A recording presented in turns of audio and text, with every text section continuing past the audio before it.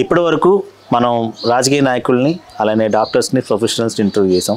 ఇప్పటి నుంచి ఒక సామాన్యుల్ని ఇంటర్వ్యూ చేస్తే ఎలా ఉంటుంది అనే దాని మీద మొట్టమొదటిసారిగా ఒక సామాన్యుడు అలానే సీనియర్ సిటిజన్ కోట శ్రీరామచంద్రమూర్తి గారిని ఇంటర్వ్యూ చేయడానికి దీక్ష మీడియా నిర్ణయించుకుంది.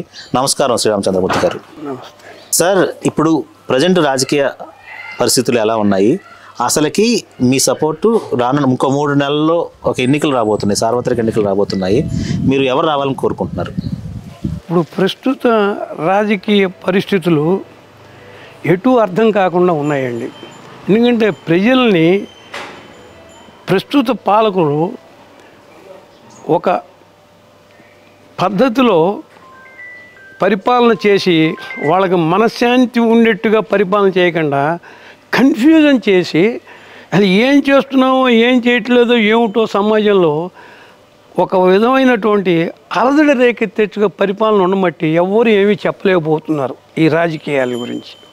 ఎందుకంటే మాట్లాడితే ఏం వస్తుందో, మాట్లాడకపోతే ఏం వస్తుందో అనేటువంటి ఉండటం వల్ల సమాజంలో ఒక విధమైనటువంటి నిర్లిప్తత ఉన్నది.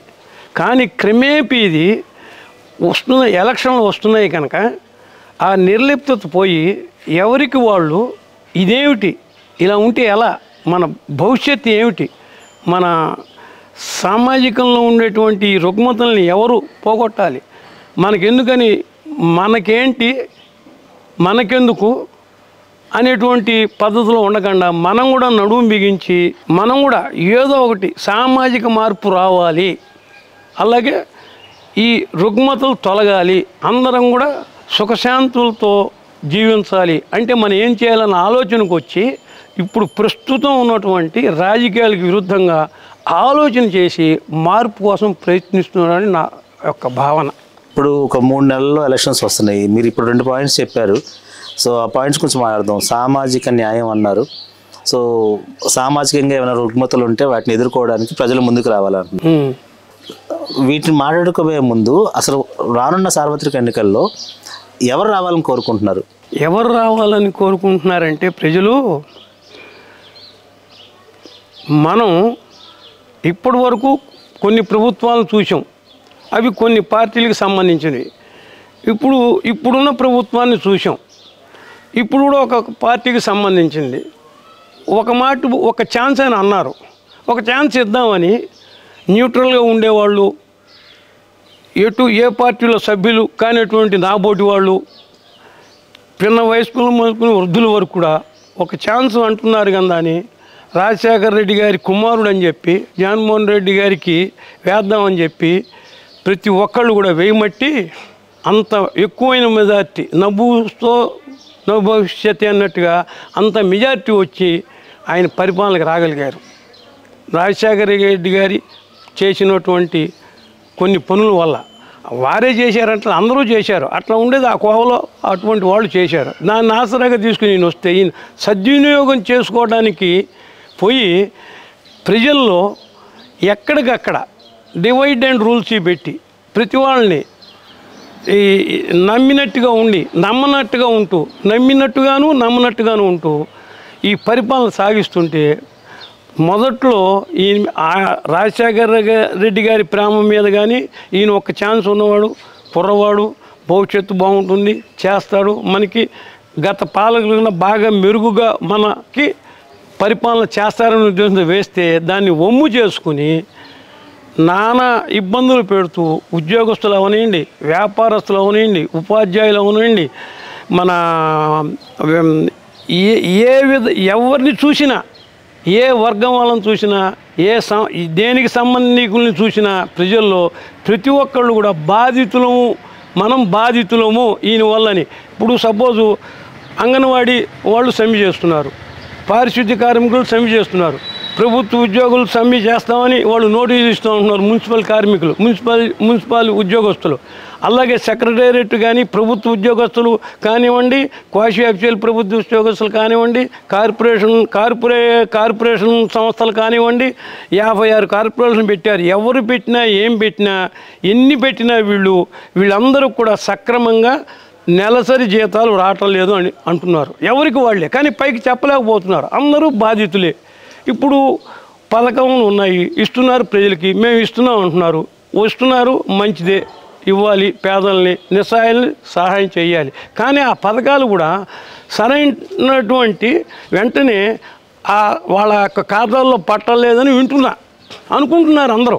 అంచేత ఇదేమిటిరా బాబు ఈ బాధలు, మనం ఒక్క ఛాన్స్ ఇవ్వండి అన్నారని మన వేషం. ఆయన అనేక సంవత్సరాలు పరిపాలిస్తాను నేను ఇస్తానంటే ముందర ఒక ఛాన్స్ ఇస్తే పరిపాలన బాగుంటే ఆయన కోరుకున్న సంవత్సరాలు మనం ఈయన్నే ఎన్నుకుందామని అనుకున్నప్పటికీ ఒక్క ఛాన్స్ చాలు. ఒక్క ఛాన్స్ అడిగారు, ఒకే ఛాన్సు, కనుక ఇంకో ఛాన్స్ అడగడానికి ఆయనకి అవకాశం లేదు. ఒక్క ఛాన్స్ అన్నారు కనుక ఈ ఛాన్స్తో సరిపెట్టుకోమని చెబుదాం అనేటువంటి స్థితిలోకి వచ్చారు. ఎవరు రావాలని కోరుకుంటున్నారు? ఇప్పుడు తెలుగుదేశం, జనసేన అలయన్సుగా మిత్రపక్షాలు కొన్ని, దానికి తోడు సిపిఐ, కొన్ని ఇతర పక్షాలు, కొన్ని ఇతర సంఘాలు సపోర్ట్ చేసి జనసేన తెలుగుదేశం అలయన్సే బాగుంది కనుక తెలుగుదేశం జనసేన ఐక్యతగా ఉండి ఇతరులు కూడా సపోర్ట్ చేసి వాళ్ళ సహకారం తీసుకుని ఈ ప్రభుత్వం వస్తే మనకి బాగుంటుందని ప్రజలు అనుకుంటున్నారు. తెలుగుదేశం జనసేన ఎందుకు అంటే ఏదైతే ఈ 5 సంవత్సరాలు వైసీపీ చేయలేకపోయిందో అది తెలుగుదేశం జనసేన కూటమి చేస్తుందని మీరు ఎలా నమ్ముతున్నారు? ఎలా నమ్ముతున్నామంటే గత ప్రభుత్వం తెలుగుదేశం జనసేన బీజేపీ కలిసి 2014లో ప్రభుత్వాన్ని ఏర్పరిచినప్పుడు మనకి ఉమ్మడి రాష్ట్రం విడిపోయినప్పుడు ఆంధ్రప్రదేశ్ తెలంగాణగా మనం ఇక్కడికి ఆంధ్రప్రదేశ్కి మనం వచ్చేసి ఆ ఉమ్మడి రాష్ట్రంగా ఉన్నది విడిపోయిన రాష్ట్రంలో నుంచి మన ఆంధ్రప్రదేశ్ రావాలంటే మనకి ఉమ్మడి రాజధానిగా 10 సంవత్సరాలు ఉన్నప్పటికీ అక్కడ ఉండి దీన్ని అభివృద్ధి చేసుకోవాల్సింది మనం 14 సంవత్సరం సాధారణ ఎన్నికల దరిమిలా. కానీ కొన్ని ప్రత్యేక పరిస్థితుల వల్ల పొరపాట్లు జరుగుతూ ఉంటాయి కనుక వాటిని సరిదిద్దుకోలేని పరిస్థితుల వల్ల అక్కడి నుంచి ఇక్కడికి గత ప్రభుత్వాధినేతలు రామట్టి ఇక్కడ మనకి రాజధాని లేని రాష్ట్రం అయింది కనుక అక్కడ 10 సంవత్సరాలు రాజధానిగా ఉండటానికి మనకు అవకాశం ఉంది కనుక అక్కడే ఉండి ఇక్కడ రాజధానిని ఎంచుకుని అభివృద్ధి చేసి ఇప్పటికి 10 ఏళ్ళు అవ్వస్తుంది, 9.5 సంవత్సరంలో. ఈ 10 సంవత్సరం లోపల ఆ రాజధానిని అభివృద్ధి చేసి ఇక్కడికి వచ్చినట్టయితే బాగుండేది. కొంత పొరపాటు వల్ల ఇక్కడికి రావడం వల్ల ఆ రాజధాని ఏర్పాటు చేసుకోవడం వల్ల ఈ శ్రీకృష్ణ కమిటీ అని ఇంకా ఇతర కమిటీలని అన్ని పార్టీల యొక్క మొత్తం అందరి పార్టీల యొక్క సమీక్ష చేసి నిర్ణయించాలని ఆలస్యం అవడం వల్ల ఇవన్నీ కూడా తేల్చుకునేటప్పటికి 1 సంవత్సరం 2 సంవత్సరాలు గడిచిపోయింది. తర్వాత ఎక్కడ పెట్టాలి అని అమరావతి అనేది అని మన కృష్ణా జిల్లా, గుంటూరు జిల్లాలకి, అన్ని జిల్లాలకి, రాష్ట్రంలో ఉన్నటువంటి అన్ని జిల్లాలకి మధ్యగా ఉంటుందని ఇక్కడ ఏర్పాటు చేసుకుందామని రాజధానిని ఇక్కడ గుర్తించి పెట్టుకుందాం అనుకుని రైతుల దగ్గరికి వెళ్ళి వాళ్ళకి నచ్చజెప్పి ల్యాండ్ పూలింగ్ అని అది తీసుకుని మీకు మేము ఈ పనులు చేస్తాం, మీరు రాజధానికి భూములు ఇచ్చినందుకు గాను మీకు కావాల్సినవి మీ కోరికలు నెరవేరుస్తాం, మేము ఇట్లా చేస్తున్నాం అని చెప్పి వాళ్ళకి నచ్చజెప్పి వాళ్ళ దగ్గర భూములు తీసుకుని 30,000 ఎకరాల పైసలకు చేద్దామంటే 2-3 సంవత్సరాలు గడిచిపోయింది. ఆ గడిచిన టైంలో కూడా మొత్తానికి మనకి రాజధాని లేని రాష్ట్రంగా అక్కడి నుంచి ఇక్కడికి వచ్చినప్పటికీ ఏ పరిస్థితులైనా ఒక రాజధానిని ఏర్పరిచి హైదరాబాదు కానీ, చెన్నై కానీ, బెంగళూరు కానీ, బాంబాయి కానీ ఇటువంటి పెద్ద నగరాలతో పాటుగా మన అమరావతి ఉండాలనే ఉద్దేశంతో గత పాలకులు 30,000 ఎకరాలు చేద్దాం అనుకుని చేస్తుంటే అక్కడ బిల్డింగులు కట్టారు, హైకోర్టు ఉంది, ఎమ్మెల్యేకి క్వార్టర్స్ కడుతున్నారు, ప్రభుత్వ ఉద్యోగులు క్వార్టర్స్ కడుతున్నారు, సెక్రటేరియట్ ఉద్యోగులు క్వార్టర్స్ కడుతున్నారు. ఇదంతా కూడా సిఆర్డిఏ అని చెప్పి ఒక నూతన చట్టాన్ని తీసుకొచ్చి దాని కింద అభివృద్ధి చేసి మొత్తం రాష్ట్రానికి మధ్య ప్రాంతంగా ఉంటుంది కనుక వసతులు మనకి అందరూ కూడా సరైనటువంటి దూరంలో ఉంటుంది కనుక ఇది అమరావతి అని చెప్పి చేస్తూ ఉంటే మళ్ళీ ఈ టైం చాలక సంక్షేమ కార్యక్రమాలు చేస్తూ అభివృద్ధి కార్యక్రమాలు చేస్తూ రాయలసీమలో కియా మోటార్ కార్స్ చిన్న కార్లతో ఉత్పత్తి చేసే కర్మాగారం తీసుకొస్తూ అలాగే కేంద్ర ప్రభుత్వం నుంచి అనేకమైనటువంటి విశ్వవిద్యాలయాలైనా మంగళగిరి ఎయిమ్స్ అయినా ఈ తాడేపల్లిలో విశ్వవిద్యాలయాలైనా అనేక వాళ్ళు మన యొక్క రాష్ట్రం విడిపోయినప్పుడు ఇచ్చినటువంటి అన్ని వాటిని దరిదాపుగా ఆ గత పాలకుల కాలంలో అన్నిటినీ ప్రారంభించారు. అవి ప్రాసెస్లో ఉన్నాయి.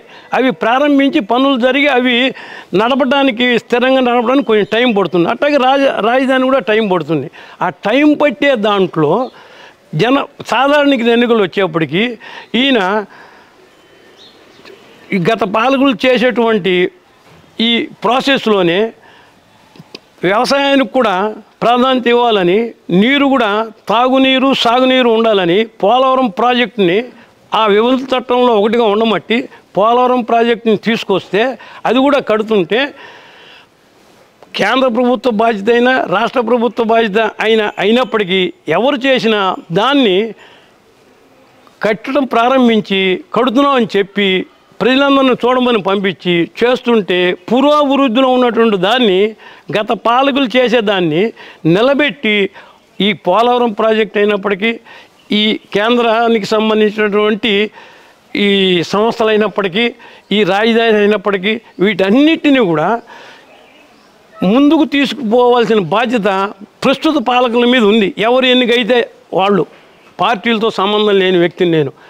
అది పోయి ఇప్పుడు వాళ్ళు చేశారు కనుక నాకు 78 సంవత్సరంలో, ఈ 78 సంవత్సరంలో అనేక మంది ముఖ్యమంత్రులు పరిపాలించారు. కానీ వెనుకటి ప్రభుత్వంలో ఉన్నటువంటి ముఖ్యమంత్రులైనా మంత్రులైనా ఏ పార్టీ వారైనా ఎవరైనా అంత క్రితం పరిపాలన చేసినటువంటి మంచి పనులను కొనసాగించారు. చెడు పనులు ఉంటే ఆపారేమో తెలియదు, కానీ కొనసాగించారు. వాళ్ళు గత పాలకులు చేసినటువంటి పనులను రాష్ట్రం కోసం, సమాజం కోసం, అభివృద్ధి కోసం వాటిని కొనసాగించి ప్రారంభించి నడుస్తున్నాయి. అట్లా చూసాం. కానీ ఇప్పుడు పాలకులు ఏం చేశారంటే, సపోజ్ అమరావతి ఉంది రాజధాని, అందరూ ఒప్పుకునకపోయినా నిర్మితమైంది. దాన్ని ఇప్పటి పాలకులు శ్మశానం అని, ఏమీ కట్టలేదని, అసలు ఏం లేదని, అక్కడ ఏముంటుందని అని అన్నారు. కానీ ఇప్పటి వరకు 4.5 సంవత్సరములు అయితే ఇప్పటి వరకు కూడా అమరావతిలోనే పరిపాలిస్తూ, అమరావతిలో కట్టిన అసెంబ్లీలోనే సమావేశాలు పెట్టుకుంటూ, అమరావతిలో కట్టిన హైకోర్టును కూడా నడుపుకుంటూ ఉంటూ 3 రాజధానులను పెడితే అవి కాకపోగా ఇవి శిథిలమైపోయినాయి. ఇక్కడ కట్టినవి ఇది క్వార్టర్లు శిథిలమైపోయినాయి, రోడ్లు శిథిలమైపోయినాయి, దొంగలు తరలించుకుపోతున్నారు రోడ్డు మీద గ్రావెల్ని, మట్టిని, గిట్టిని ఏమీ పట్టించుకోవట్లా. కానీ గత పాలకులు, నా యొక్క వ్యక్తిగత అభిప్రాయం, టెంపరీ అసెంబ్లీ అనేటప్పటికీ టెంపరీ అనుకున్నారు ప్రజలు. ఎందుకంటే నాయకులు అనేక వాళ్ళు ఎప్పుడు కూడా భవిష్యత్తును చూడాలి. భవిష్యత్తు పుట్టబోయే వాడికి, పుట్టిన వాడికి ఇప్పుడున్నటువంటి, అది చంద్రబాబు నాయుడు చేసిన మిస్టేక్ కదా టెంపరీ అని ప్రకటించడం. టెంపరీ అని చెప్పడం తప్పని నేను అన్న, కానీ అది పొరపాటు. ఎందుకంటే తప్పని నేను అన్ను. ఆయన అనుకున్నాడు టెంపరీ ఇది దేనికన్నా ఉపయోగించి ఇంకో దాన్ని మనం చక్కగా కడదామని. కానీ అది జరిగింది ఏదో జరిగిపోయింది. నేను సమర్థించలే ఏ పార్టీని. టెంపరీ అనేప్పటికీ ఆయన అంటున్నారు టెంపరీనే, అసలు అంటూ రాజధాని ఇక్కడే ఉంటుంది కదా, పోనీ ఇంకోటి కట్టచ్చు కదా వీళ్ళు, పోనీ దాన్ని దేనికైనా ఉపయోగించవచ్చు కదా. అది లేదు. ఆయన్ని కానీ ఇతర పార్టీల నాయకుల్ని కానీ సంఘ సంస్కర్తలను కానీ మేధావుల్ని కానీ ఎవరిని కూడా నేను విమర్శించే స్థాయి నాకు లేదు. ఎవరిని విమర్శించలేను. ఒక సామాన్యుడిగా పొరపాట్లు అనేవి జరుగుతాయి. పొరపాటు సహజం, తప్పు సహజం, నేరం సహజం. కానీ పొరపాటు చేస్తే 10 మాటలు తప్పు అవుతుంది, తప్పుని 10 మాటలు చేస్తే నేరం అవుతుంది. పొరపాటు క్షమించుకోవచ్చు, తప్పుని క్షమించవచ్చు, నేరాన్ని క్షమించవచ్చు. క్షమించలేకపోయినా దానికి ఒక లా అండ్ ఆర్డరు, ప్రభుత్వము, కోర్టులు, రుజువులు, సాక్ష్యాలు, శిక్షలు ఉంటాయి. అవి పోయి ఇప్పుడు ఘోరంలో ఉన్నాం.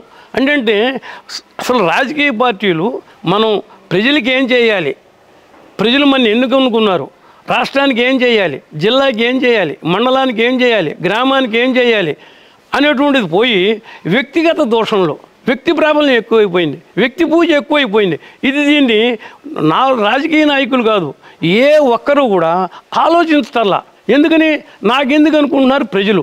రాజకీయ నాయకులు వాళ్ళకేం కావాలనుకుంటున్నారు, నాకెందుకు అనుకుంటున్నారు కదా, మనకేం కావాలనుకుంటున్నారు. కానీ ఈ ప్రజలు కూడా ఎలా మార్పు చెందుతున్నారంటే, ఓట్లు ఎలక్షన్లు వస్తున్నాయి, మళ్ళీ సాధారణంగా ఎన్నికలు వస్తున్నాయి. నన్ను ఇప్పుడు అడిగారు మీరు ఎవరు రావాలనుకుంటున్నారని. తెలుగుదేశం, జనసేన, ఇతర పార్టీలు కలిసి అలయన్స్ రావాలనుకుంటున్నానండి అన్నాను. నిజంగా వాళ్ళు వస్తారు కూడా. కానీ ఎందుకు వస్తారు అని అనుకుంటే ప్రతి ఒక్కళ్ళు కూడా అసలు డబ్బుని ఇస్తున్నారు, ఓట్లు డబ్బుతో కొంటున్నారు ఓట్లని.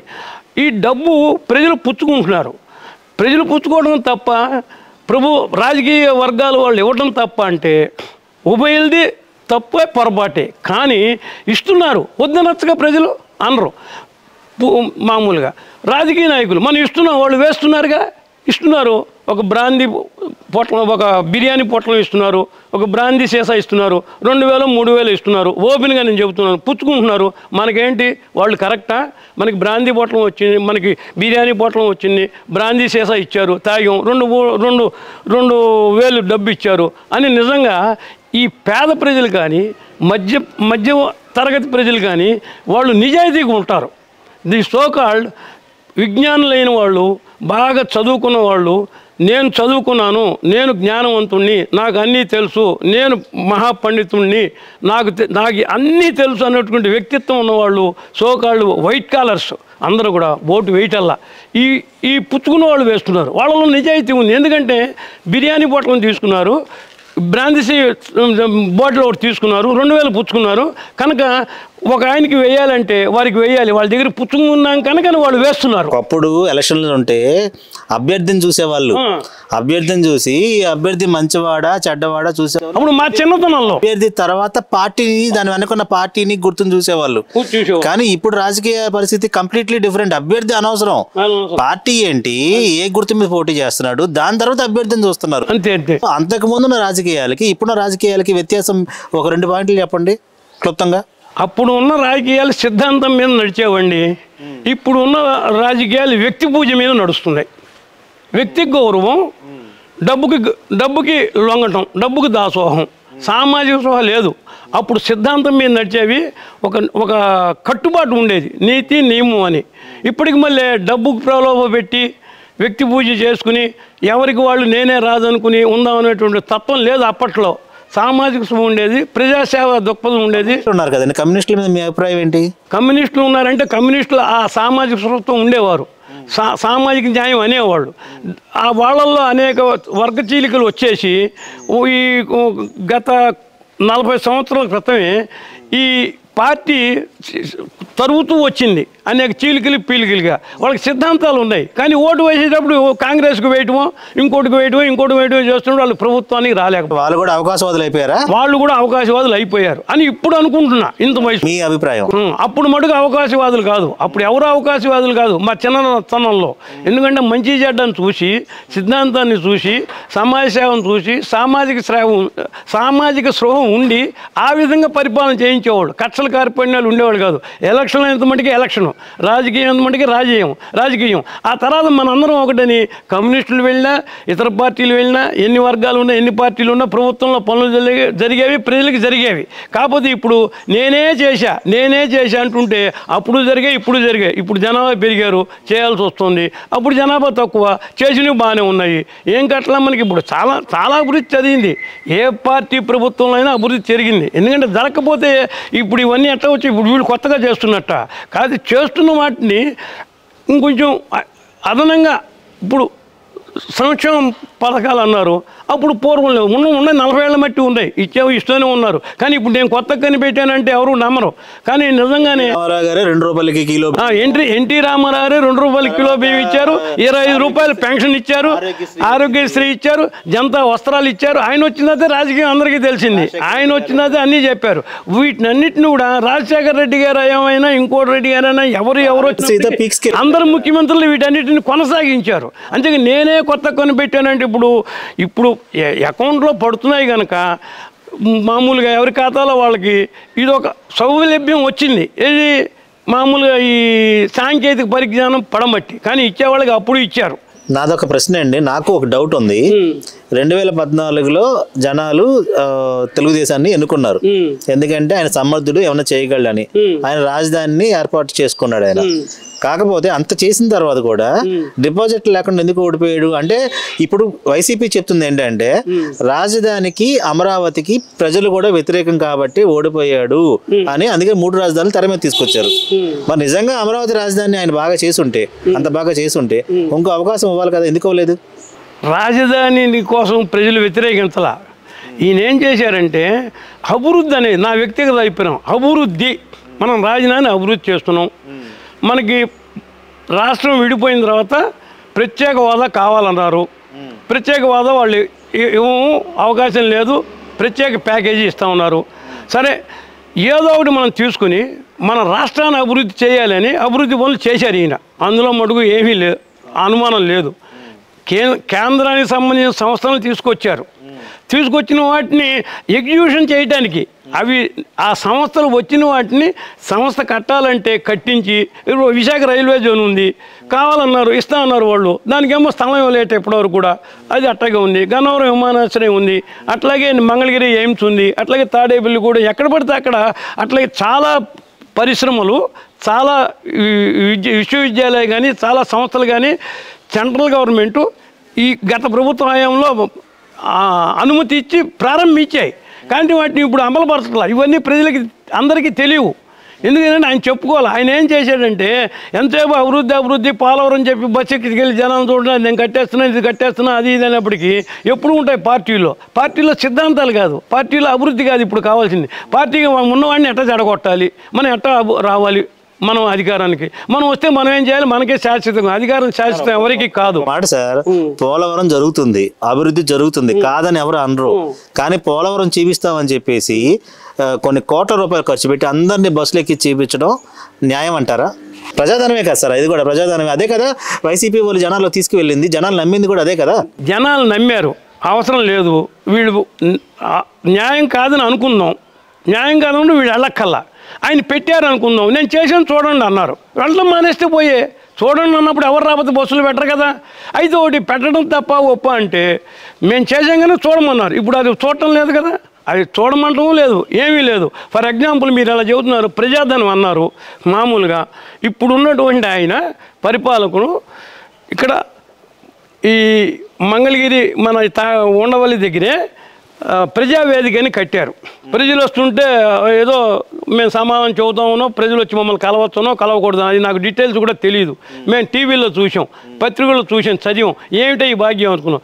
ఈ ప్రజావేదిక అక్రమంగా కట్టారు, అన్యాయంగా కట్టారు, ఇది ఉండటానికి వీల్లేదు, అక్రమం కట్టడం కనుక ఈ అక్రమ కట్టడాన్ని కూల్చివేయాలి, ఇదే లాస్ట్ అని చెప్పి కలెక్టర్ల మీటింగ్ పెట్టి ఆ ప్రభుత్వ హోదాలో పెద్ద హోదా ఉన్న వాళ్ళ మీటింగులు పెట్టి ఇదే చివరి మీటింగ్ అని చెప్పి కూల్చేసి ఈ రాష్ట్ర వ్యాప్తంగా ఎక్కడైతే నదీ తీర ప్రాంతాలు కానీ నగర ప్రాంతాల్లో కానీ అక్కడ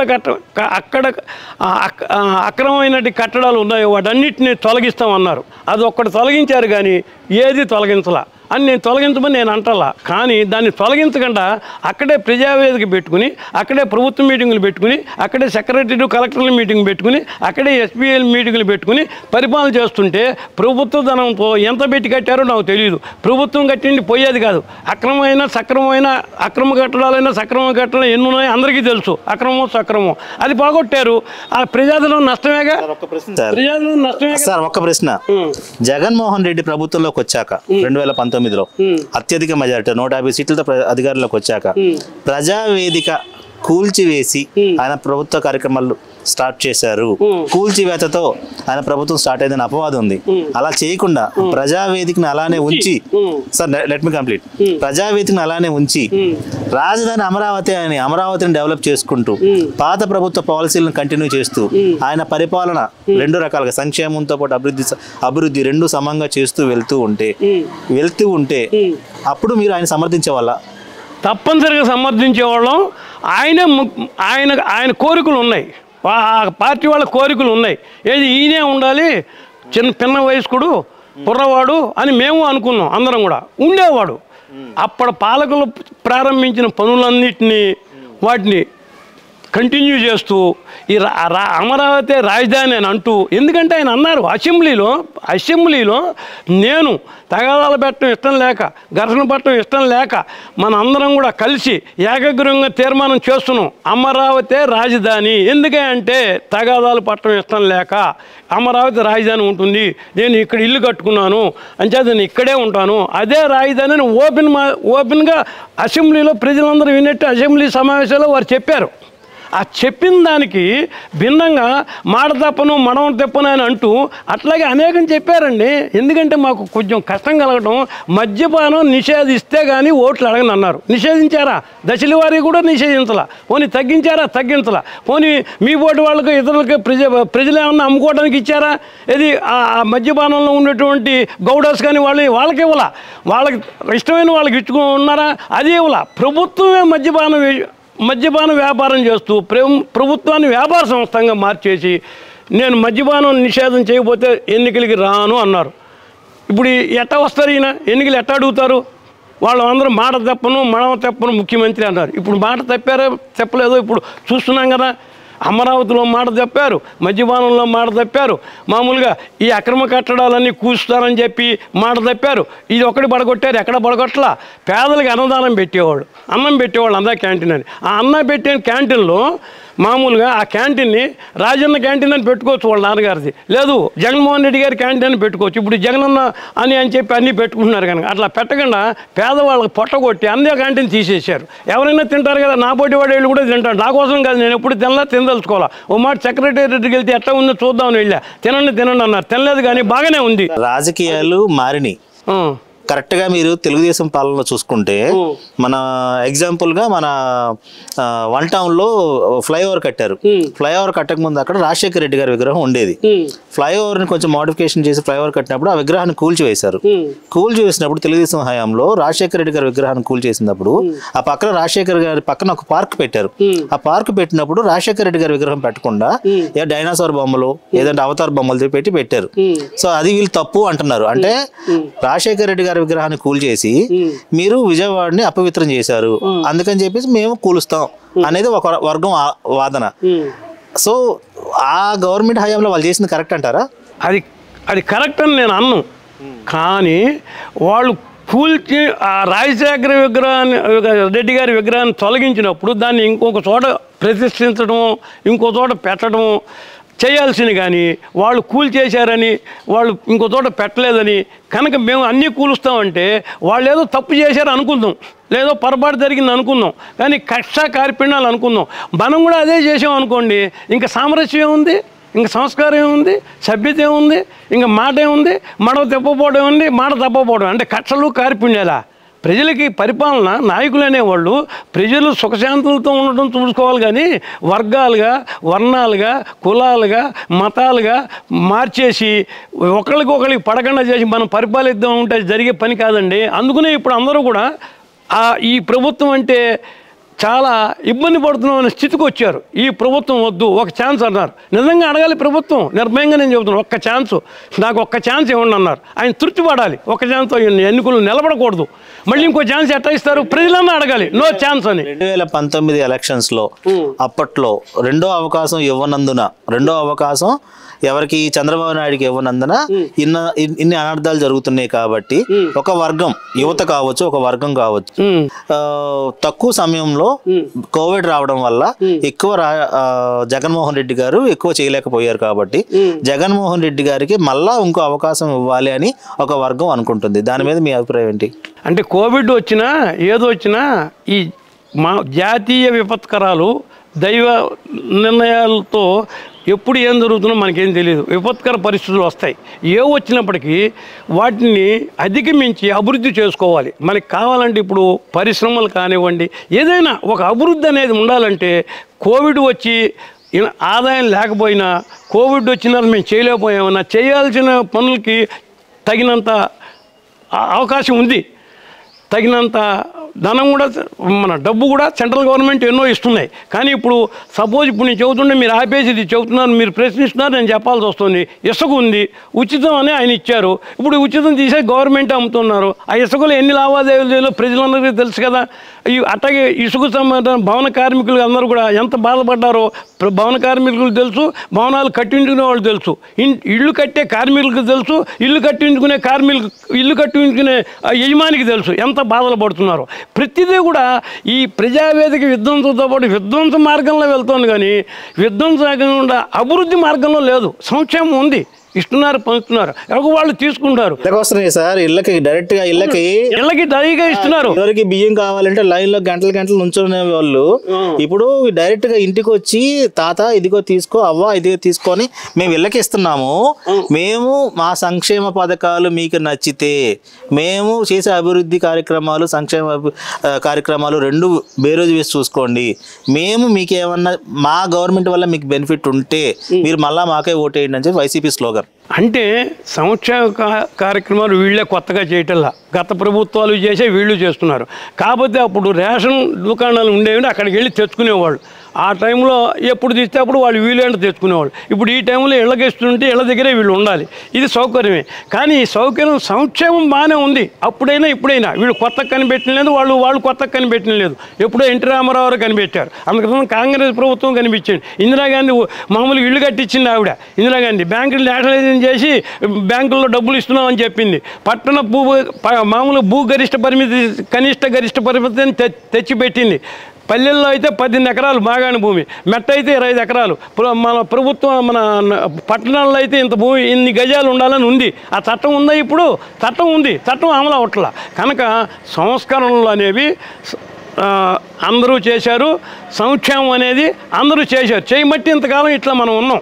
కానీ నేనే చేశానని చెప్పడంలో మేము చేస్తున్నాము సంక్షేమం అభివృద్ధి అన్నారు. సంక్షేమం చేశారు, వాళ్ళు చేశారు, వీళ్ళు చేశారు. అభివృద్ధి అది అప్పుడు వాళ్ళు అభివృద్ధి అన్నారు. అభివృద్ధి పోలవరం అయింది కదా, పోలవరం ఇప్పటివరకు వచ్చినది పోలవరం అని ఏం చేయలేదు. ఇసుక లేదు, మామూలుగా ఖరీదు ఎక్కువైపోయింది. అన్న క్యాంటీన్ లేదు, పేదవాడిది లేదు, అది లేదు. రాజధాని లేదు, 3 రాజధానులు అన్నారు. న్యాయ రాజధాని కర్నూలు అన్నారు, ఏమీ లేదు. మామూలుగా ఇంకో రాజధాని ఎగ్జిక్యూటివ్ మన రాజధాని విశాఖపట్నం అన్నారు, అది లేదు.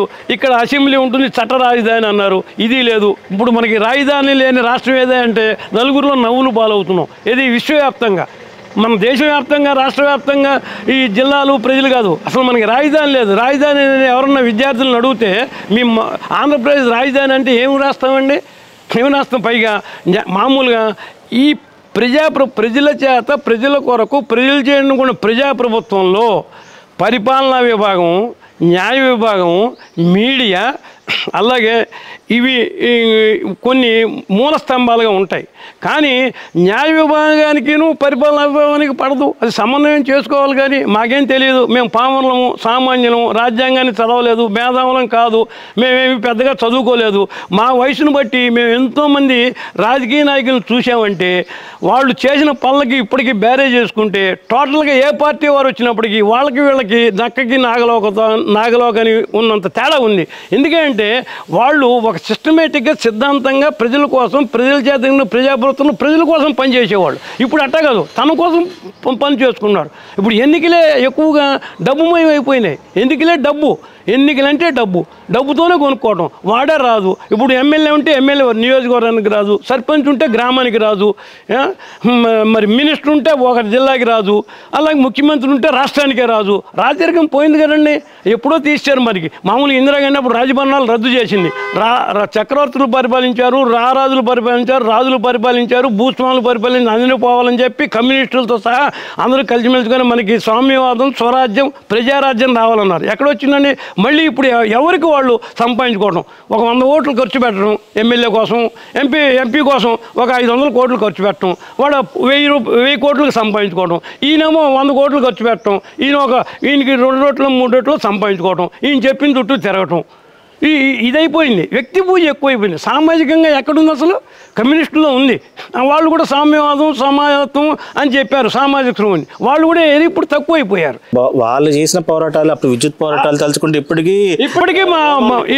వాళ్ళు కమ్యూనిస్టులు చేసినటువంటి పోరాటాలు చూస్తే ఇప్పుడు కూడా చేస్తున్నారు వాళ్ళు పాపం. కానీ ఎవరికి పోరాటం అక్కల్లా, నాకేంటి, నాకెందుకు, నేను అనేటి అహంకార అహంభావం ఎక్కువైపోయింది. ఏంటి మనం ఇంత వయసు వచ్చింది, ఏంటి నేను ఇంత మీకు చిన్న వయసు ఏంటి మీరు మనందరం ఒకటి. ఎందుకంటే మనందరం కూడా irrespective of religion, region, caste, language and age also we are having heart relationship. మనం కులము, మతము, ప్రాంతము, భాష, వయోభేదం మనం కూడా ఆత్మబంధనం అన్నీ బాగుండాలి. ఒక ఒక ఒక ఒక కులము, ఒక మతము, ఒక ప్రాంతము, ఒక భాష, ఒక వయసు వాళ్ళు ఓటేస్తే గెలుస్తారని లేదు. మనందరం కూడా భిన్నత్వంలో ఏకత్వం అయినటువంటి మంది భారతదేశం. ఆ భారతదేశంలో భిన్నత్వంలో ఏకత్వం అంటే అనేక రకమైనటువంటి శీతోష్ణీతులు ఉన్నాయి, అనేక రకమైనటువంటి భాషలు ఉన్నాయి, అనేక రకమైనటువంటి జాతులు ఉన్నాయి, అనేక రకమైన వర్ణాలు ఉన్నాయి, అనేక చాలా ఎక్కువగా మతాలు ఉన్నాయి, ఎన్నో ఉన్నాయి. ఆ మతమైనా, కులమైనా, వర్ణమైనా, భాష అయినా, ప్రాంతమైనా మన ఇంటో వరకే. మనం అందరం ఒకటే అనుకోవాలి. భారతదేశం అంతా ఒకటే అనుకోవాలి, అట్లాగే రాష్ట్రం అంతా ఒకటి అనుకోవాలి, అట్లా జిల్లా అంతా ఒకటి అనుకోవాలి, అలాగే మండలం ఒకటి అనుకోవాలి, అలాగే గ్రామం అనుకోవాలి. ఇప్పుడు మామూలుగా రాజనీతిజ్ఞులు వేరు, రాజకీయవేత్తలు వేరు. రాజనీతిజ్ఞులు ఎవరైనా అంటే వాళ్ళు ఏం చూసుకునేవాళ్ళు, మొత్తం దేశాన్ని చూసుకునేవాళ్ళు, దేశభక్తి ఉండేది. దేశాన్ని చూసేవాళ్ళు, అన్ని రాష్ట్రాలని ముందర దేశం చూసేవాళ్ళు, తర్వాత రాష్ట్రాన్ని చూసుకునేవాడు, తర్వాత జిల్లాని చూసేవాడు. అప్పుడు తాలూకాలో ఉండేది మేము ఉన్నప్పుడు. ఇప్పుడు రామారావు మండలాలు పెట్టారు, మండలాన్ని చూసుకునేవాళ్ళు. ఇప్పుడు పరిభాషలో చెప్పాలంటే గ్రామాన్ని చూసుకునేవాళ్ళు, ఇంటిని చూసుకునేవాళ్ళు, ఇంట్లో వాళ్ళని చూసి ఆఖరికి నేను అనుకునేవాడు. ఏది రాజనీతిజ్ఞుడు. అది అందరూ రాజనీతిజ్ఞులు ఉండేవాళ్ళు అప్పుడు. ఇప్పుడు రాజకీయవేత్తలే. ఆయన ఏం చూస్తాడు, నేను, నా మనవడు, ముని మనవడు కుటుంబ పరిపాలన అంటున్నారు వాళ్ళు. నేను, నా మనవడు, కూతురుకో కొడుకో పిల్లలు పుట్టి మనవడు మనవరాలు వాళ్ళని చూసుకుంటూ, తర్వాత మన బజారు, తర్వాత మన ఊరు, తర్వాత మన మండలం, తర్వాత మన జిల్లా, తర్వాత మన రాష్ట్రం, తర్వాత మన దేశం, తర్వాత ఖండాలు, తర్వాత విశ్వం. కానీ విషయంలోకి అందరూ వెళ్ళిపోతున్నారు. ఇక్కడ ఎవరు ఉంటున్నాం, మేము లేచిపోతాం అంటున్నారు. ఆంధ్రప్రదేశ్లో ఎవరు ఉండను అంటున్నారు. అమెరికా వెళ్ళిపోతాం అంటున్నారు. పాశ్చాత్య దేశాలు ఎందుకు వెళ్ళిపోతున్నారు? సుఖానికి అలవాటు పడ్డారు. అంటే తాత్కాలికమైనటువంటి సుఖ సౌఖ్యాలకి ప్రజలు అలవాటు పడి శాశ్వతమైనటువంటి కష్ట నష్టాలు తెచ్చిపెట్టుకున్నారు. అదే ఇప్పుడు జరిగేది. ఎందుకంటే ప్రకృతి కూడా ఎందుకు విజృంభిస్తుంది? అవసరం టైంలో వర్షం కురుస్తుందా, అవసరం టైంలో పంటలు పండుతున్నాయా, అవసరమైన వస్తువులు. అంటే ఏంటి, మనం మనిషిగా పుట్టిన మన యొక్క ఆలోచన సరళి ఎట్ట ఉందో అది దానికి ప్రతిరూపమే ప్రకృతి. ఇప్పుడు మన ఆలోచన సరళి అట్లా ఉందన్నమాట ఎక్కువ వాళ్ళది. నేను ఎవరిని నిందించాలా? ఆలోచన సరళి, మన యొక్క ఆలోచన సరళికి ప్రతిరూపమే ప్రకృతి. హుద్దు తుఫాను వచ్చింది, మన ఆలోచన సరళి అప్పుడు విశాఖపట్నం దెబ్బతింది. ఆయన అక్కడ కూర్చుని ఏదో కరెంటు చేసి అది చేసి అన్నారు కదా. ఇప్పుడు తుఫాన్లు వస్తున్నాయి, వీళ్ళు చేస్తున్నారు. ఎందుకు వస్తున్నాయి? వస్తాయి. మనం దాన్ని ఇంకా మెరుగుపరుచుకుని మంచి ఆలోచన తట్టి కక్షలకి, కార్పుణ్యాలకి, వ్యక్తి పూజకి కాకుండా సమిష్టిగా సామాజిక స్పృహ ఉండి సమిష్టి న్యాయానికి, సామ్యవాదానికి అందరం ఒకటే భావన ఉండాలి. చెప్పడం కాదు, ఆ భావంతో ఉండి ఏది చేయాలి, ఏది చేయక్కర్లేదు. సంక్షేమ కార్యక్రమాలు, మీ ఆటో వాళ్ళకి 10,000 అన్నారు, మీరు ఇప్పుడు ఈ పెన్షన్లు వస్తున్నాయి అన్నారు, తర్వాత బియ్యం ఇంటికి వస్తున్నాయి అన్నారు. వీళ్ళందరూ తీసుకుంటే యాక్చువల్గా చెప్పాలంటే నా వ్యక్తిగత అభిప్రాయం ఇది, బియ్యం అసలు ఇవ్వక్కల్లా, అందరూ అమ్ముకుంటున్నారు. అంటే ఇప్పుడు బూతులు తిడతారు నన్ను యూట్యూబ్లో చూసి, అందరూ అమ్ముకుంటున్నారు. ఎందుకు బియ్యం ఇవ్వమని ఎవరు అడిగారు? అప్పుడు ఎన్టీ రామారావు 2 రూపాయలు పెట్టారంటే అప్పుడు బియ్యం ఖరీదు ఎక్కువ, దొరకట్లేదు, పేదవాళ్ళు ఉన్నారని. ఇప్పుడు పేదవాళ్ళు అంటే పేదవాళ్ళు కదా, ఇన్ని లక్షలు తీసుకున్నారంటే పేదవాళ్ళు అంటే ఇంకా ఎంతో అభివృద్ధి చెందింది పేదవాళ్ళు ఎవరు? జీడిపి పెరిగింది అంటున్నారండి. జీడిపి అంటే ఏమిటి తెలియదు, రాజ్యాంగం అంటే తెలియదు. మేము ఇంత వయసు కనుక చూసాం ఇది సమాజంలో ఎవరేమిటి, ఏ పార్టీ ఏమిటి, వ్యక్తులు ఏమిటి, సమాజం ఏమిటని. ఈ జీడిపి అంటే తెలియదు. 1 లక్ష 2 లక్షలు ఉన్నాయి, ఒకటే రాష్ట్రం అంటారు, 2,70,000 ఒక రాష్ట్రం అంటారు, 1,75,000 ఒక రాష్ట్రం అంటారు. మన రాష్ట్రం ఎంత ఉందో నాకు తెలియదు కానీ ఇలా అంటూ ఉంటారు. జీడిపి అంటే ఏంటి? నిజంగా కనుక ఒక వ్యక్తికి ఇంత ఆదాయం వస్తుంటే 2 లక్షలు 3 లక్షలు సంవత్సరానికి మామూలుగా వాళ్ళు సొంతంగా ఉండాలి. వీళ్ళకి ఇంకా బియ్యం ఇవ్వడం ఎందుకు? జీడిపి అభివృద్ధి అంటే ఎవరిది ఏ లెక్కలేస్తున్నారు? ఆర్థిక నిపుణువేత్తని కాదు నేను, ఆర్థిక శాస్త్రం నేను చదువుకున్నది తక్కువ, కానీ చూపిస్తున్నారు అభివృద్ధి. నెంబర్ వన్ అంటే ఇవన్నీ సంక్షేమ పథకాలు ఎందుకండి? మీరు అభివృద్ధిలో ఉంటే, మీరు బ్రతకగలుగుతుంటే, మీరు సుఖ సంతోషాలతో ఉంటుంటే ఊరికి ఉచితాలు ఇవ్వక్కర్లేదుగా. ధరలేమో పెరిగిపోతున్నాయి, పక్కన ఉచితాలేమో ఇస్తున్నారు. ప్రయోజనం ఏముంది? ఇప్పుడు ఆటో వాళ్ళు గోల, ఆటో ఎక్కామనుకోండి, ఏం లేదు నేను ఆటో ఎక్కి వెళ్తా, ఏమైనా నీకు 10 రూపాయలు ఇచ్చాను నేనే అడగను. మామూలుగా ఎప్పుడు ఇట్టకి మీ పోటీ వాళ్ళు కదిలించినప్పుడు అడిగితే ఏమయ్యా నీకు 10 రూపాయలు వచ్చాయండి, చందనాలు రాస్తుంటే 20 రూపాయలు అయిపోతున్నాయి సంవత్సరానికి, మాకు ఈ 10,000 ఇస్తే మా ఫలితం ఉంది అంటాడు. సో మార్పు ప్రజల్లో రావాలి. అట్లాగే పాలకుల్లో కూడా ఉండాలి. ఎక్కడో అక్కడ మార్పు ఉండాలి, కానీ ప్రజల్లో రానప్పుడు ఇప్పుడు మీరున్నారు ప్రజలు, నేను మేజర్ విషయం ఏంటంటే రాష్ట్రం ముక్కలయ్యింది, సో తెలంగాణలో ఉద్యమాలు ఏ రీతిలో జరిగే తెలుసు. రాష్ట్రం ముక్కలైన తర్వాత మన యువత బయటికి రాలా. తర్వాత విశాఖలో విశాఖ ఉక్కు దగ్గర మళ్ళా స్టీల్ ప్లాంట్ మొత్తాన్ని ప్రైవేటైజేషన్ అన్నారు. అక్కడ కూడా విశాఖ ఉద్యమం అని చెప్పేసి చాలా మంది గొడవలు చేశారు. కానీ యువత ముందుకు రాలా. తిన్నామా, పడుకున్నామా, లేచామా, ఇలానే ఉందా యువత? అసలు ఆలోచించట్లేదా? వాళ్ళకి రెస్పాన్సిబిలిటీ లేదా యువతకి? యువత ఎందుకు నిర్లిప్తంగా ఉన్నారంటే ఇప్పుడు ఉద్యోగాలు లేవు, బ్రతకాలంటే చాలా మంది కష్టమైపోయింది, చదవాలంటే కష్టమైపోయింది. ఎందుకు కష్టమైందంటే మనకి అభివృద్ధి చేసేటువంటి సంస్థల్ని పెట్టడాలి మన వాళ్ళు. డబ్బిచ్చి యువత అయినా నడి వయస్కులైనా ముసలి వాళ్ళైనా మేము డబ్బు ఇస్తున్నాం, పోషిస్తున్నాం, మీరు ఉచితంగా ఇస్తున్నాం, తిని పడుకోండి అని వాళ్ళే నేర్పినట్టుగా ఉంది. ఎందుకంటే ఇప్పుడు ఉచితం అనేటప్పటికి అన్నిటికీ ఇచ్చేస్తున్నారు ఫ్రీగా. ఇవన్నీ తగ్గిస్తే పిల్లల్ని కన్నిన వాళ్ళు పిల్లల్ని మెడకాయ పూసుకుని చంపేస్తారండి, చంపేరు కదా. ఇవన్నీ వద్దంటల్లా. ఎవరైతే నిస్సాయులో ఎవరైతే సహాయం పొందాలో వాళ్ళకి ఇవ్వాలి. ప్రతి వాళ్ళకి ఇచ్చేస్తుంటే ఏమంటున్నారు, మామూలుగా యువత కూడా ఇస్తున్నారు, చదివాము మనకెందుకు. విశాఖపట్నం ఉక్కు ఫ్యాక్టరీ ఉంది, అది 1962లో విశాఖ ఉక్కు ఆంధ్రలో కానీ పోరాటం చేసి, అందులో కూడా మేము కూడా ఉన్నాం చదువుకునే రోజుల్లో, పోరాటం చేసి తెచ్చుకున్నారు. అది ఉండాలి. అది జాతీయకరణ చేసి ప్రైవేటీకరణ చేద్దాం అంటున్నారు. అది తప్పే కదా. ఒక నాయకుడు మాట్లాడట్లా, ఏ పార్టీ వాళ్ళు మాట్లాడట్లా, ఎవరు మాట్లాడట్లా. పార్టీల పేర్లు అనవసరం కానీ ఏ పార్టీ నాయకుడు వద్దంటలా. కొంతమంది వద్దంటున్నారు, కొంతమంది కావాలన్నారు. కానీ భారత ప్రభుత్వ అధినేతకి చెప్పలేకపోతున్నారు, భారత ప్రభుత్వ పరిపాలకులు చెప్పలేకపోతున్నారు ఇది ఉండాలి అని. ఒక విధంగా చెప్పాలంటే ఆ జనసేన పవన్ కళ్యాణ్ అంటున్నాడు విశాఖ ఉక్కు ఫ్యాక్టరీ జాతీయం చేయొద్దని. అట్లాగే మేము ఒప్పుకోమని తెలుగుదేశం వాళ్ళు అంటున్నారు. అధికారంలో ఉన్నటువంటి వాళ్ళు ఇంతమంది ఎమ్మెల్యేలు ఉండి 151 మంది ఎమ్మెల్యేలు వస్తే ఇప్పుడు పరిపాలకుడు అధినాయకుడికి ఆయన ఏం మాట్లాడట్లా. మేము వద్దన్నామని అంటున్నారు. అట్లాగే ఎంపీలు ఉన్న వద్దన్నాం అంటున్నారు. నిజంగా ప్రొటెక్ట్ చేస్తే వీళ్ళ అవసరం ఉంది. వీళ్ళ అవసరం లేకుండా ప్రభుత్వం లేదు కదా. ప్రభుత్వం భారత ప్రభుత్వం చేసే ప్రతి చట్టాలకి మన ఆంధ్ర రాష్ట్ర ప్రభుత్వ ఎమ్మెల్యేలు, ఆంధ్ర రాష్ట్ర ప్రభుత్వం పరిపాలించే పాలకుల రాజకీయ పార్టీ ఎమ్మెల్యే, రాజకీయ పార్టీ ఎంపీలు అందరూ అక్కడ సపోర్ట్ చేస్తున్నారు.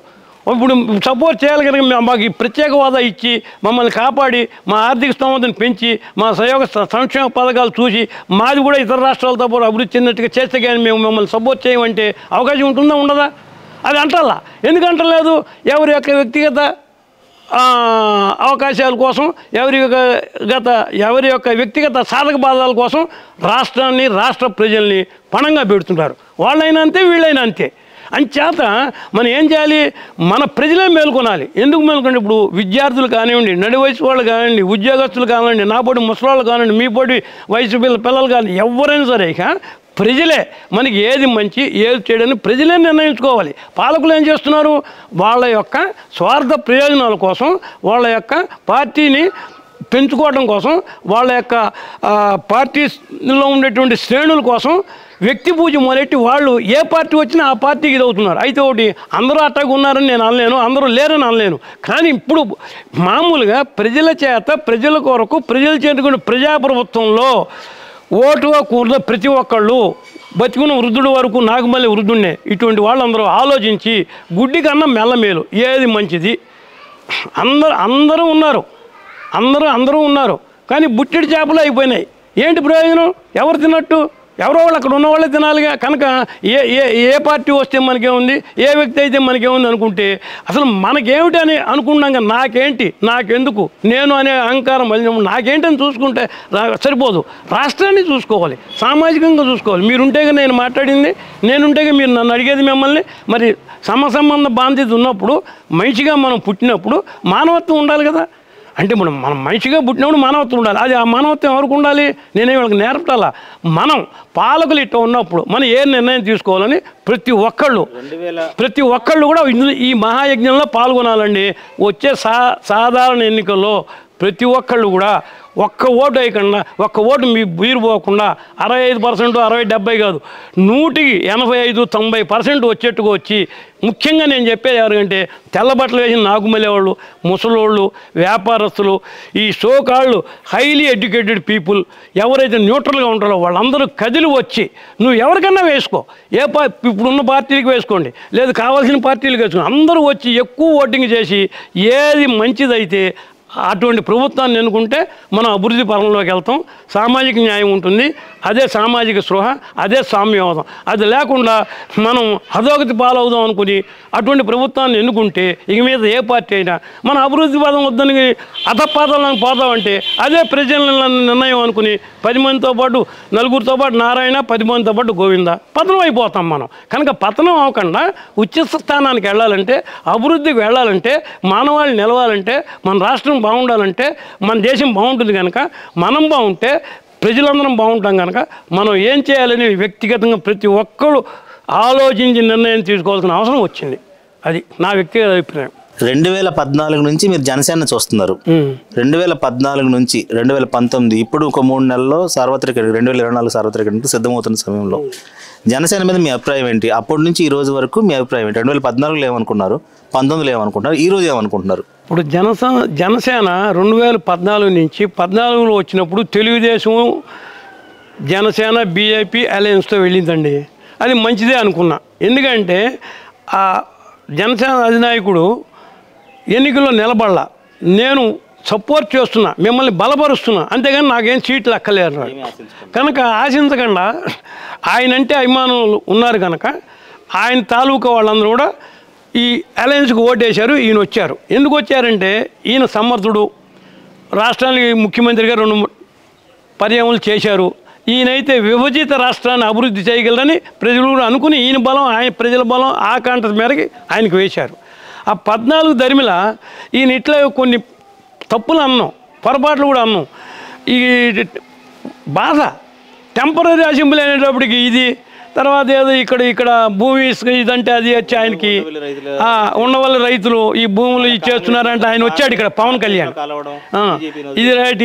ఆ తర్వాత అక్కడ ఉద్యానంలో కిడ్నీల సమస్య అని వీటితో వ్యతిరేకించి వాళ్ళతో విభేదించి వీళ్ళు కూడా కొంచెం పరస్పర దోషణలు చేసుకుని మానేసి నేను దీంట్లో ఉండనని జనతా బీజేపీతో కలిసి 2019 ఎన్నికల్లో దాంట్లోకి వెళ్ళేటప్పటికి ఈయన ఒంటరిగాడు అయ్యి ఈయనేమో ప్రత్యేక రాష్ట్రం హోదా కావాలని అవతల వైసీపీ పార్టీ వాళ్ళు అంటుంటే నిజంగా ప్రత్యేక రాష్ట్రం మనకు కావాలి, ప్రత్యేక ప్యాకేజీ ఇచ్చినప్పటికీ ఆయన వాళ్ళ యొక్క ప్రత్యేక రాష్ట్రం అనే దాంట్లో ఈ వైసీపీకి ప్రజలందరూ మొగ్గు చూపుతారు. రాష్ట్రం వస్తేనే అభివృద్ధి ఉంది కనుక, పరిశ్రమలు వస్తాయి కనుక, అటు అభివృద్ధి ఇటు సంక్షేమం రెండింటికి పుష్కలంగా డబ్బు దొరుకుతుంది కనుక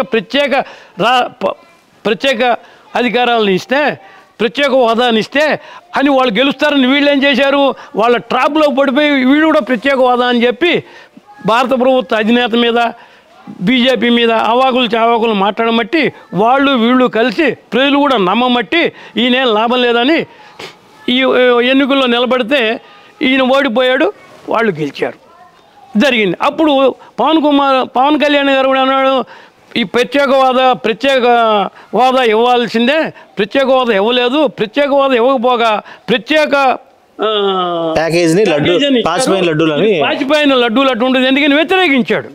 ఇప్పుడు 2014 నుంచి 19 వరకు 14 to 15, 14 to 19 5 సంవత్సరాలు, 19 to 23 9.5 సంవత్సరాలు అవుతుంది. ఇది 10 ఏళ్ళ వస్తుంది. ఈ 10 ఏళ్లలోనూ ఈయన పార్టీ పెట్టి అంత క్రితం పెట్టాడేమో మరి నాకు తెలియదు, ఎప్పుడు పెట్టి తిని ఏమిటి పెద్దవాడిని జ్ఞాపకం లేదు. అప్పుడులో పెట్టారు.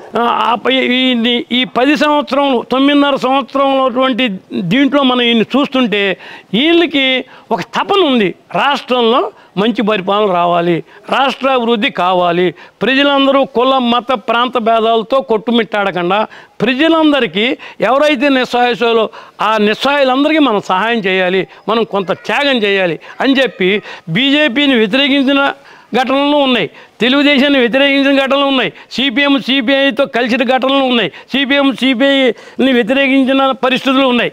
టోటల్ మొత్తం మీద వ్యక్తిగా ఒక మంచి చేయాలని తపంతో, తప్పులు అందరిలో ఉంటాయండి, మనం దాన్ని ఎంచకూడదు. మొత్తం మీద ఈ 10 ఏళ్ళు నడిపాడంటే చాలా కష్టం. జనసేనని నడుపుకొచ్చారు. ఆయన ధోరణి బట్టి 10 ఏళ్ళ ఈ యాత్రలో 10 ఏళ్ళు పార్టీని నడిపినటువంటి 10 ఏళ్ల కాలంలో నాకు వ్యక్తిగతంగా తెలిసింది ఏంటంటే ఈయన ఒక నిజాయితీ పరుడు. అందులో అనుమానం లేదు. పోతే ఇప్పుడు రైతులకి ఎక్కడ పడితే అక్కడ ఇతర వాళ్ళు ఏమన్నా ఇబ్బంది పెడితే ఆయన సొంత డబ్బులతో ఆయన సినిమాలో నటించారో, వ్యాపారం చేసి సంపాదించారో, లేకపోతే తాత ముత్తాతల నుంచి ఉందో, మా నాన్న కానీ చెవులు మాకేం లేదంటాడు. నాకెవరు గాడి బాధ లేదు, ఏం లేదు, నేనే చేయాలని చేస్తున్నా, నా సొంత డబ్బు ఖర్చు పెడుతున్నా అని అంటున్నాడు. అది నాకు నచ్చింది. నిజంగా సొంత డబ్బు ఇస్తున్నారు. ఎవరు ఇస్తున్నారు? ఎవరు ఇవ్వట్లా. నేను ఇచ్చానని చెబుతున్నారు. ప్రభుత్వం డబ్బు ఇస్తున్నారు. ఆ ప్రభుత్వం డబ్బు నేను ఇచ్చానని పాలకులు అంటానికి హక్కు లేదు. ఎట్లా అంటారు? ఎవరు వచ్చినా ఇస్తున్నారు. సంక్షేమ పథకాలు ఉన్నాయి, అభివృద్ధి పథకాలు ఉన్నాయి. ఎవరు సంక్షేమం చేశారు, ఎవరు అభివృద్ధి చేశారు, ఎవరు తక్కువ చేశారు, ఎవరు ఎక్కువ చేశారు, ఎవరికి చేయవలసిన వాళ్ళకి చేస్తున్నారా, చేయవలసిన విధంగా చేయిస్తున్నారా అనేటువంటి ఆలోచించాలి. కానీ నేనే చేశానని పవన్ కళ్యాణ్ గారితో సహా ఎవరు అంటానికి వీల్లేదు. ఎందుకంటే ప్రజల చేత, ప్రజల కొరకు, ప్రజాప్రభుత్వం లేని ఉన్న ప్రజలకి పనులు చేయాలంటే ప్రజలు కడుతున్న పనులతో పనులు చేయడానికి ప్రజానాయకులు మేం చేసామంటానికి హక్కు లేదు. ఇది మనందరి సొమ్ము, మీది మాది కాదు, నాది మీది కాదు, అందరిది. అందరం మనం పన్నులు కడుతుంటేనే, పూర్వం ఉండే పన్నులు అందరూ కట్టేవాడు. ఇది ఎక్సైజ్ డ్యూటీ అని, యాక్సైజ్ పన్ను అని, సేల్ ట్యాక్స్ అని, ఇన్కమ్ ట్యాక్స్. ఇప్పుడు ఇన్కమ్ ట్యాక్స్ ఉంది, వెల్త్ ట్యాక్స్ ఉంది, పన్నులు అన్నాయి. కానీ ఇప్పుడు జిఎస్టీ వచ్చింది. భోజనం చేస్తే వాటికి వెళ్ళి ట్యాక్స్, బస్సు ఎక్కితే ట్యాక్స్, రైలు ఎక్కితే ట్యాక్స్, సెల్ ఫోన్ కొంటే ట్యాక్స్, సెల్ ఫోన్ రీఛార్జ్ చేసుకుంటే ట్యాక్స్, నిత్యావసరం కొనుక్కుంటే ట్యాక్స్, ఎక్కడ పడితే అక్కడ ట్యాక్స్ ఉంది. అంటే ఈ గజం స్థలము, సెంటు భూమి, ఇల్లు, వాకిలి ఏమీ లేనివాడు వాడు కూడా ట్యాక్స్ కడుతున్నట్టే నా యొక్క వ్యక్తిగతమైన అభిప్రాయంలో. ఎందుకంటే నేనే ఉన్నా, నాకేం లేదు, షర్టు నేను లుంగిను తోసి కొనుక్కున్నా, చెప్పులు కొనుక్కున్నా, సెల్ ఫోన్ కొనుక్కున్నా, ఛార్జ్ చేయించా, హోటల్కి వెళ్ళి తిన్నా, రైలు ఎక్కాను, బస్సు ఎక్కాను, రైలు ఎక్కాను, విమానం ఎక్కాను. ఎవ్రీ ప్లేస్, ప్రతి దాంట్లో కూడా జిఎస్టీ ఉంది. ఆ జిఎస్టీ కడుతున్నా, నేను కట్టినట్ట నాకు ఇల్లు లేదు, వాకిల్ లేదు, స్థలం లేదు, పొలం లేదు, అయినా నేను కడుతున్నా కదా. When ever I right for my rights I know my burdens. అంటే ఇప్పుడు నేను నా హక్కుల కోసం పోరేటప్పుడు నా బాధ్యతలు గుర్తెరగాలి. ఆ బాధ్యతలు పెట్టింది ఇందిరాగాంధీ, హక్కులు పెట్టింది. హక్కులు ఉన్నాయి ఎప్పుడైనా ఫండమెంటల్ రైట్స్. రైట్ అంటున్నాడు కానీ హక్కులను పార్చలా. ఇప్పుడు నేనేంటి ఇష్టం వచ్చినట్టు తిరగకూడదు, ఇష్టం వచ్చినట్టు మాట్లాడకూడదు. సామాజికమైన, ఎందుకంటే మనం ఉన్న మనిషి పుట్టిన తర్వాత మనకి స్వార్థం ఆశ ఉంటుంది. ఎవరికైనా, ఏ జీవికైనా, ఎవరికైనా స్వార్థం ఆశ అయితే అభివృద్ధి ఉండదు. స్వార్థం ఆశ లేకపోతే వాడు బతకడు, అసలు ఏ జీవి బతకదు. అన్నీ పిల్లలు పుట్టిస్తున్నాయి, అన్ని ముక్కులు, కవులు, చెళ్ళు, నోరు, గీరు ఉన్నాయి, మాట్లాడటం చేత కాదు. అన్ని జన్మలో ఉత్తమ జన్మ మానవ జన్మ. దాన్ని మనం నోటు ఇచ్చాడు భగవంతుడు, ఆలోచన ఇచ్చాడు అన్నిటికీ. అవి చెప్పలేవు, మాట్లాడలేవు. మనకి నోరు ఇచ్చి మాట్లాడమంటే మనమే ఉన్నతం నికృష్టం చేసుకుంటూ నాది నాది నాది నాది అని చెప్పి మనం ఈ పనులు చేస్తున్నాం. కానీ ఎవరైనా మనం ఏం చేస్తున్నాం, మనం ఏం చేయగలిగాం సమాజానికి? సొంత లాభం కొంత మాల్గుని పొరుగువాడికి తోటపడం అనేది గురజాడ అప్పారావు గారు. దేశం అంటే మట్టి కాదా, దేశం అంటే ప్రజలే అన్నాడు. అలాగే చాలామంది ఇప్పుడు అన్నం పరబ్రహ్మ స్వరూపం పాకివాళ్ళ దాంట్లో పాకివాళ్ళ ఇళ్లలో భోజనం చేశాడు ప్రకాశం పంతులు గారు. అట్లాగే మన రాష్ట్ర ముఖ్యమంత్రులు ఎంతోమంది ముఖ్యమంత్రులు చేశారండి. ఏ ముఖ్యమంత్రి కూడా గత పాలక ముఖ్యమంత్రి చేసిన పనులు కానీ, అభివృద్ధి కార్యక్రమాలు కానీ, సంక్షేమ కార్యక్రమాలు కానీ ఎవరు కూడా అందరూ కూడా కొనసాగించారు. కానీ మార్పులు చేర్పులు చేయకుండా చెడ్డవి అయితే ఆపేశారు. ప్రజలకు కూడా తెలియదు, నాకు తెలియదు, నేను అనుకుంటున్న వ్యక్తిగత చెడ్డ పని అయితే ఆపేశారు, మంచి పనులు కొనసాగించారు. అట్లా కొనసాగించమంటే ఇంత అభివృద్ధి ఉంది, లేకపోతే ఎట్లా ఉంటుంది అభివృద్ధి? అది పోయి ఇప్పుడు వ్యక్తి పూజ అలవాటైపోయి ప్రతి ఒక్కడు ఇట్లా ఉంటే ఇదేదో బాగుందని, ఇందాక చెప్పానే తాత్కాలికమైనటువంటి సుఖ సౌఖ్యాల కోసమని శాశ్వతమైనటువంటి కష్ట నష్టాలను తెచ్చిపెట్టుకుంటున్నారని వ్యక్తి కాదు, సమాజం కూడా అది మొదలెట్టారు. ఇప్పుడు అనిపించినట్ట ఇందాక మీరు చెప్పారు, రిపీట్ చేయడం కాదు, మిమ్మల్ని ఇరికించడం కాదు. లేచామా, తిన్నామా, పడుకున్నామా, ఏంటిది? అన్నీ లేస్తాయి, అన్నీ తింటాయి, అన్నీ పడుకుంటాయి. మనం పశువులమా? ద్విజాతి పశువులమా? కనుక ఆలోచన శక్తి ఉండాలి అని వీళ్ళందరినీ నేను తప్పు పట్టడంలా. మనం ఏం చెయ్యాలి? విధ్వంసంతో మొదలెట్టి విధ్వంసమే జరుగుతుంది. నేను ఇచ్చాను, ఇదే మొట్టమొదటిగా దేశంలో మొట్టమొదటిసారి సార్ ఇందాక చెప్పింది వైఎస్ రాజశేఖర రెడ్డి గారి బిడ్డగా మొదటి అవకాశం ఇద్దామని అందరూ అనుకున్నారు, నేను కూడా అనుకున్నాను అన్నారు. అసలు వైసీపీ పార్టీ గురించి మీ అభిప్రాయం ఏంటి? చెప్పండి. వైసీపీ పార్టీ గురించి మా అభిప్రాయం అంటే, మంచి ప్రశ్న అడిగారండి. ఇది అడుగుతారా అడగరా అనుకున్నాను, అడిగారు మీరు. వైసీపీ పార్టీ అంటే వైసీపీ కాదు, వైఎస్ఆర్ కాంగ్రెస్ పార్టీ. వైఎస్ఆర్ కాంగ్రెస్ పార్టీ అంటే ఈ ప్రజలందరూ ఏమనుకున్నారంటే రాజశేఖర రెడ్డి గారి పార్టీ ఆయన పేరు మీద ఉంది, ఆయన కొడుకు పెట్టాడు, ఆయన చేసిన మంచి పనులన్నీ కూడా ఈయన కూడా చేస్తారు. ఆయనే కాకుండా గత ప్రభుత్వంలో ఏ పార్టీ అధినేతలైనా ఏ పార్టీ ముఖ్యమంత్రులైనా రాగద్వేషాలకు అతీతంగా ప్రజల కోసం సంఘం కోసం ఆ మంచి పనులు కొనసాగిస్తూ చెడ్డ పనుల్ని ఆపుకుంటూ పరిపాలన చేశారు. ఎవరికి రాగద్వేషాలు లేవు, సిద్ధాంత భేదాలు తప్ప. అందులో అటువంటి వాళ్ళలో రాజశేఖర్ రెడ్డి గారు కూడా ఒకళ్ళు అని ఆయన మీద ప్రేమ ఉన్నమట్టి, ఏంటి ఆరోగ్యశ్రీ పెట్టమట్టి, తర్వాత ఫీజు రీయింబర్స్మెంట్ పెట్టమట్టి నిజమే అనుకుని గత పాలకులు పెట్టారు, ఇంటర్ పెట్టారు. పేర్లు చాలామంది మేము మా జీవితంలో చూసాం, మీకు సోదిగా ఉంటుంది. కానీ అందరూ పెట్టిన ఎవరు చెడగొట్టలే, ఎవరిని విమర్శించలే, వ్యక్తులని తిట్ల బూతులు ఇప్పుడు తిట్టుకుంటున్నారు. అలా పెడితే వైఎస్ఆర్ పార్టీ అంటే ఆయన్ని అనుకున్నారు. వైఎస్ఆర్ మామూలుగా రాజశేఖర రెడ్డి గారి పార్టీ అనుకున్నారు. కానీ వై అంటే యువజన, వీళ్ళకి తెలియదు. వై అంటే యువజన, ఎస్ అంటే శ్రామిక, యువజన శ్రామిక, ఆర్ అంటే రైతు, వైఎస్ఆర్ రైతు, సి అంటే కాంగ్రెస్ పార్టీ. యువజన శ్రామిక రైతు కాంగ్రెస్ పార్టీ అదని చెబితే ఆయన బుద్ధులు ఉన్నాయో వీళ్ళకి తెలుస్తాయిగా. ఆయన బుద్ధులు నేను ఆ ఇంప్లికేషన్ చేయటల్లా. నిజంగా రాజశేఖర రెడ్డి నాకు ప్రేమే, రాజశేఖర రెడ్డి నాకు కాదు, నాకు ప్రేమ ఉండక్కల్లా, ప్రతి ఒక్కడికి ప్రేమే. ప్రతి ఒక్కళ్ళకి ప్రేమ ఉంది కాబట్టి 151 ఓట్లు ఆయన పేరు మీద ఆయనకు వచ్చాయి. కానీ అది నిలబెట్టుకోవాలంటే వ్యక్తి దోషం లేకుండా, విధ్వంసం లేకుండా, కక్షాకార్పణాలు లేకుండా, అంటే నేను ఓపెన్గా చెప్తున్నాను మీకు కోపం. ఈయన క్రిస్టియన్ అన్నారు, రెడ్డి అయినా ఎవరైనా నాకేం తెలియదు. క్రిస్టియన్ అయినప్పటికీ యేసుక్రీస్తు ఏం చెప్పాడండి? దయ ఉండాలని చెప్పాడు, క్షమ ఉండాలని చెప్పాడు, దూషించకూడదని చెప్పారు, సమానత్వం చెప్పాడు. అవి ఆచరిస్తే ఈయన నిజంగా ఈ వైఎస్ఆర్ పార్టీ అనుకుంటున్నారు అన్నారా మీరు? ఇట్టగా 30 ఏళ్ళు ఉండేవాడు, అంతకాలం బతితే అంతకాలం ఉండేవాడు, 3 ఏళ్ళైనా పరిపాలించేవాడు. చరిత్రలో సమయుగం అయ్యేది. ఈ కక్షలేంటి, కార్పణ్యాలేంటి, విభేదాలేంటి, శత్రుత్వాలేంటి, వర్గాలేంటి? ఇప్పుడు నేను ఎవరు నిలబడితే ఇండియానే ఇందిరా ఇండియా అని బారు అన్నాడు. నామినేటెడ్ ఇందిరాగాంధీ నామినేట్ చేసినటువంటి భారతీయ కాంగ్రెస్ పార్టీ అధ్యక్షుడు. కాంగ్రెస్ పార్టీ కూడా ఇప్పుడు అసలైన కాంగ్రెస్ పార్టీ కాదు. కాంగ్రెస్ పార్టీ అంటే మీరు చిన్నవాళ్ళు, మీకు చెబితే సోదిగా ఉంటుంది, కానీ వినేవాళ్ళకు కూడా కాంగ్రెస్ పార్టీ అంటే దానికి గుర్తు వేరు, ఎన్నికల గుర్తు వేరు, దానికి గుర్తు వేరు, కాంగ్రెస్ పార్టీ వేరు. ఏంటంటే కాంగ్రెస్ పార్టీ గుర్తు, ఎన్నికల గుర్తు, కాడి జోడిదుల గుర్తు. కాంగ్రెస్ పార్టీ గుర్తు జెండా గుర్తు. కాంగ్రెస్ మన భారత ప్రభుత్వం ఉన్న 3 రంగాలు ఉండి దాంట్లో ఈ కాడి జోడిదులు గుర్తుండేది. ఆ గుర్తు ఈ గుర్తు భారత ప్రభుత్వాన్ని ఈ 3 రంగులు ఉండకూడదు. అయినా పెట్టుకుని వాళ్ళు చాలామంది చేసుకున్నారు. దాంట్లోకి వెళ్ళాలని చాలా ఉంది, చరిత్ర మనకు కొద్ది ఇసు పుడుతుంది. కానీ అది 1969, 70 వరకు ఉండి ఇందిరాగాంధీ ప్రధానమంత్రి అయిన తర్వాత కొన్ని ప్రత్యేక పరిస్థితుల్లో ఆవిడ కాంగ్రెస్ పార్టీని విభజించి కాంగ్రెస్ పార్టీలో తగాలా పెట్టి ఏఐసిసి మీటింగ్ జరిగితే కాంగ్రెస్ పార్టీ బెంగళూరులో కర్ణాటక స్టేట్లో బెంగళూరు రాజధానిలో ఏఐసిసి మీటింగ్లో సంజీవ్ రెడ్డి గారిని రాష్ట్రపతిగా నిలబెట్టి ఆవిడే సపోర్ట్ చేసి ఆవిడే నిలబెట్టి ఢిల్లీకి వెళ్ళి ఆత్మ ప్రమోదం అని చెప్పి వివి గిరి అనేటువంటి ఆయన్ని రాష్ట్రపతి చేసింది. అందరూ కమ్యూనిస్టులు, అందరూ అన్ని పార్టీలు ఈ ఎగనిస్ట్గా ఉన్న వాళ్ళందరూ కూడా ఆవిడని సపోర్ట్ చేసి రాష్ట్రపతి చేశారు. అప్పుడు కాంగ్రెస్ చీలిపోయింది. కాంగ్రెస్ చీలిపోతే కాంగ్రెస్ గుర్తు మాకు కావాలంటే బ్రహ్మారెడ్డి కాంగ్రెస్ అని, పాత కాంగ్రెస్ అని, కొత్త కాంగ్రెస్ అని వచ్చేప్పటికి వీళ్ళేమో ఆవుడు మామూలుగా వీళ్ళేమో ఆవుడు కూడా గుర్తు ఎన్నికలు వెళ్ళారు. ఆవిడ చేయి గుర్తు ఎన్నికలకు వచ్చింది.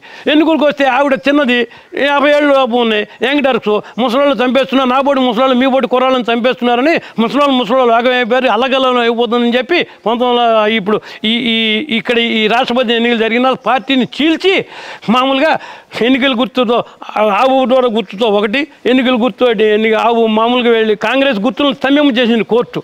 అప్పుడు ఈ గుర్తులతో వచ్చి చేయి గుర్తు వచ్చి ఆవిడ ఎక్కువగా వచ్చేసింది. ఇది పార్లమెంట్ ఎన్నికల్లో ఎక్కువ 300 పైసలకు వచ్చాయి. నేను పెద్దవాడిని గుర్తులేదు. ఆ రాజ్యాన్ని చేసింది ఆవిడ, భారత ప్రభుత్వాన్ని ఎంచింది. ఆ తర్వాత రాష్ట్రాల్లో అందరినీ కూడా దింపేసి ఆవిడ ఇష్టం వచ్చిన వాళ్ళు ఎంచుకుని అప్పుడు ఈ సంఘ వ్యతిరేక శక్తులు వచ్చారు. నేను ఆవిడని దూషించాలా. వ్యక్తి పూజ అప్పుడే మొదలైంది. వ్యక్తి పూజ ఇందిరాగాంధీ ఎంత ఉందో అంతే ఉంది ఇప్పుడు మోడీ గాంధీ కూడా. ఇద్దరు ఒకటే కేటగిరీలో ఉన్నారు. అది తప్పు. ఇక్కడ ఆయన ఇదే కేటగిరీలో ఉన్నాడు. చంద్రబాబు నాయుడు కాంగ్రెస్కి సపోర్ట్ చేయడం వల్ల 2019లో ఇప్పుడు ఈయన అరెస్ట్కి కారణం అంటారా? చాలా మంది ఒక వర్గం అదే ఆరోపణ చేస్తుంది.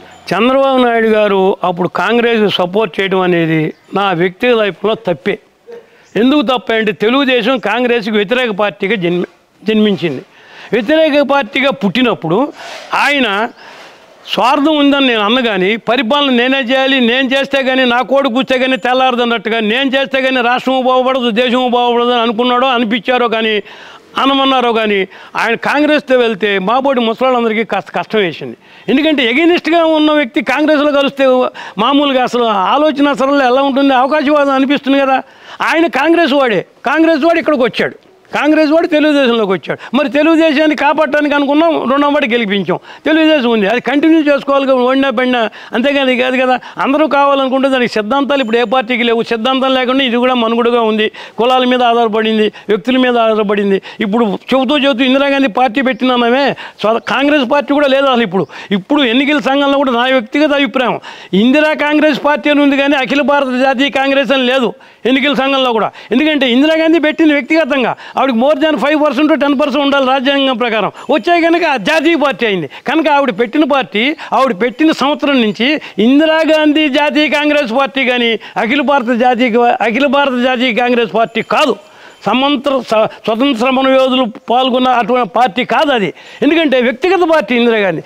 ఎట్టాగే అంటే తృణమూల్ కాంగ్రెస్ మమతా బెనర్జీ పార్టీ, డిఎంకే ఈ అన్నాదురై పార్టీ, ఈ డిఎంకే ఈ Karunanidhi party, NTR party Telugu Desam party, NCP Sharad Pawar party, Trinamool Congress మమతాజీ చెప్పే కదా. అట్లాగే జేడీయూ అని వ్యక్తులు ఎక్కువైపోయినారు.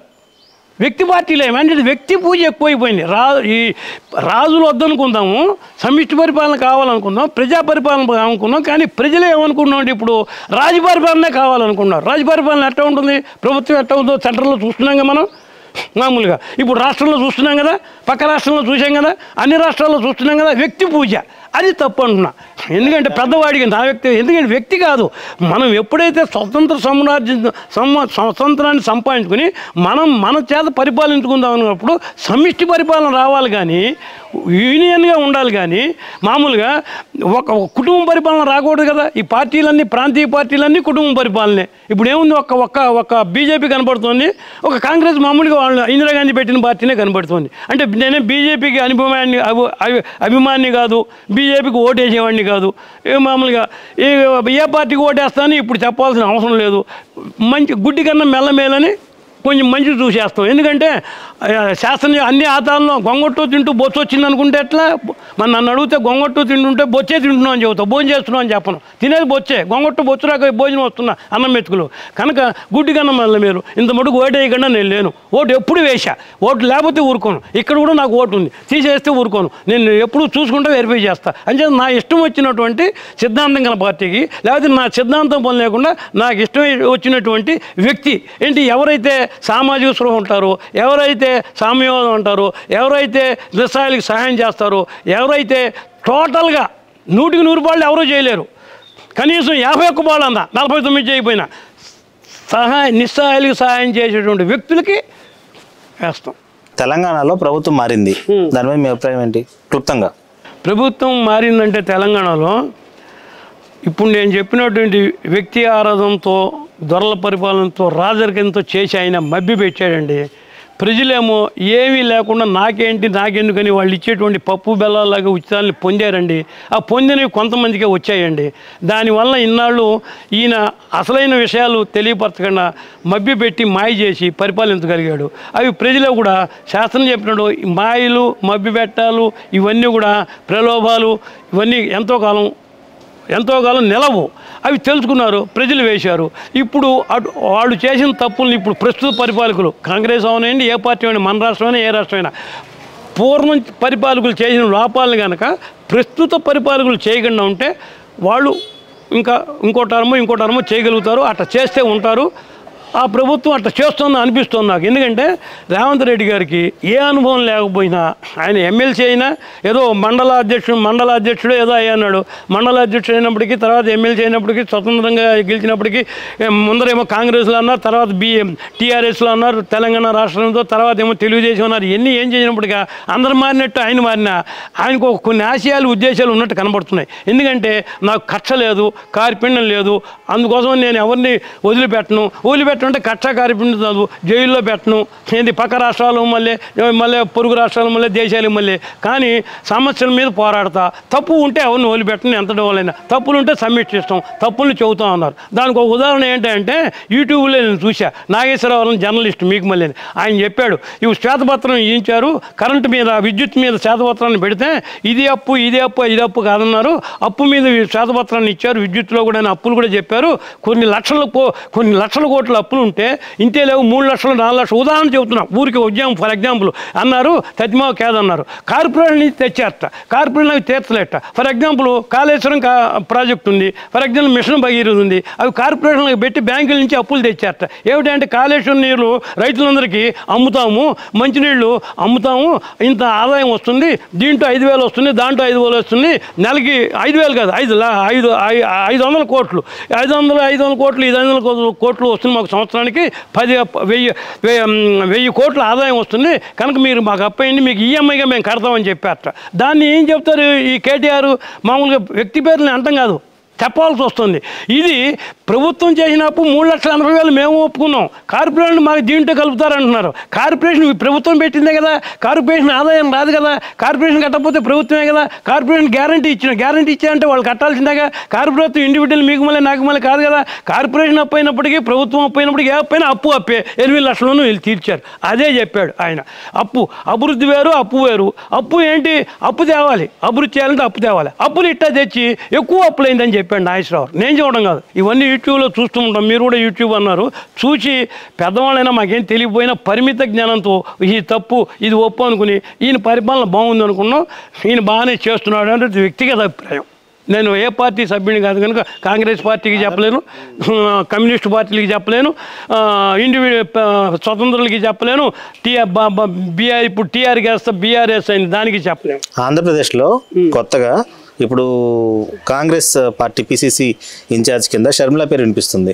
మీరు స్వాగతిస్తారా? ఆమె కనుక రాజశేఖర రెడ్డి బిడ్డగా ఆంధ్రప్రదేశ్ పిసిసి అధ్యక్షురాలుగా బాధ్యతలు చేపడితే మీరు స్వాగతిస్తారా? అంటే వ్యక్తిగతంగా నేను స్వాగతించను అనడానికి నా మనస్కరించలేదండి. కానీ ఆవిడ కనుక పిసిసి ప్రెసిడెంట్ అయితే, ప్రదేశ్ కాంగ్రెస్ అధ్యక్షురాలుగా అయితే, రాజశేఖర రెడ్డి గారి బిడ్డగా అభిమానించే వాళ్ళు ఉన్నారు. ముఖ్యంగా కొన్ని పార్టీలోంచి ఆవిడ పార్టీలోకి ఆవిడ పార్టీ కాదు కాంగ్రెస్ పార్టీకి వెళ్ళేవాళ్ళు ఉన్నారు. అది మంచిగా చేయడం అంటే కాలమే నిర్ణయించాలి. దానివలన నేను ఎక్స్ట్రా మాట్లాడుతున్నా, ఈ జనసేనకి తెలుగుదేశానికి అలయన్స్కి వచ్చే నష్టం ఏం లేదు, వస్తే నష్టం ఇతర పార్టీలకు వస్తుంది. అంతేగాని దానివల్ల ఈ అలయన్స్కి రాదు. కానీ రావచ్చా రాకూడదు అనేది వ్యక్తిగతంగా నేనేం చెప్పలేను. ఎందుకంటే ఎవరైనా పార్టీ పెట్టుకోవచ్చు వ్యక్తిగతంగా, డబ్బున్న వాళ్ళు, డబ్బు లేని వాళ్ళైనా సమూహంగా కలిసి. ఈ ప్రజాస్వామ్యంలో స్వేచ్ఛ ఉంది, దానికి ఒక పర్సంటేజ్ ఓట్లు అవి వస్తే పార్టీ నిలుస్తుంది అనుకుంటా. నాకు రాజ్యాంగం తెలియదు, ఎలక్షన్ నిబంధనలు తెలియవు, రాజ్యాంగ నిబంధనలు తెలియవు. ఏదో నాకు తెలిసిన పరిజ్ఞానంలో మీరు ఏదో అడుగుతాము చెబుతాము, మిమ్మల్ని సేకరిస్తాం సమాచారం అన్నారు కానీ చెబుతున్నా. ఆవిడ వస్తే మంచిదా చెడా అని కూడా నేను చెప్పలేను. ఎందుకంటే ఆవిడ అక్కడ పెట్టింది తెలంగాణలో పార్టీ, నేను కాంగ్రెస్ సపోర్ట్ చేస్తున్నాను. ఇక్కడ పెడుతోంది, రేపు ఎవరిని సపోర్ట్ చేస్తుందో తెలియదు. వ్యక్తిగతంగా రావచ్చు అంటే అక్కడ కొంతమంది ఆదరించారు, ఇక్కడ కొంతమంది ఆదరించారు. ఎవరికైనా ఆదరించే వాళ్ళు ఉంటారు, ఆదరించిన వాళ్ళు ఉంటారు.